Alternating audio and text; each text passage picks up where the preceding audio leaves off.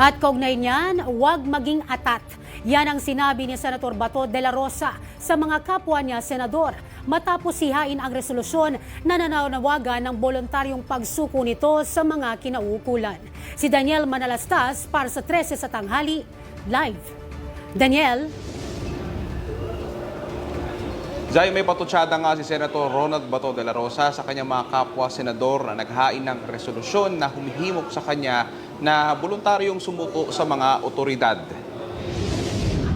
Sabi ni De La Rosa, hindi pa niya nababasa ang resolusyon ng 5 kapwa senador na sina Senators Kiko Pangilinan, Tito Soto, Panfilo Lacson, Risa Hontiveros at Bam Aquino. Matatanda ang base sa Senate Resolution 395, hinihimok nila si Bato na sumuko sa proper authorities nang naayon sa saligang batas. Sabi ni De La Rosa, wag naman daw silang atat. Mamaya na pag na-exhaust ko na lahat ng available legal remedies. Huwag sila masyadong atat-atat na ikulong ako. Grabe naman sila eh.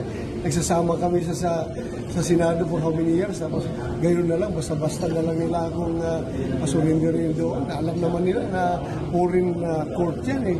Layuhan yan eh. Nasaan na yung pinaglalaban namin ni Senator Lacson in particular. Siya, pumirma siya, di ba? Nanindigan siya na hindi ito opsyon sa ngayon. Tanong pa ni Senator Bato, paano kung ang 5 kapwa niya senador ang malagay sa sariling sitwasyon o sa kaparehas na sitwasyon? Nasa ilalim ngayon ng Senate Protective Custody ang senador pero base sa resolusyon, wala sa konstitusyon o sa rules ng Senado na may probisyong pumapayag na magkaloob ang Senado ng Protective Custody, institutional o immunity para sa naaayon sa batas na pag-aresto. Sa isang post sa X, sabi ni Senator Ping Lacson, ang Senate Protective Custody, legal man o hindi, ay hindi maaaring ma-justify kapag ang domestic court na ang nag-uutos na isuko si Senator De La Rosa sa jurisdiksyon ng ICC. Libre lang kung ang Supreme Court ay baliktarin ang kautusan.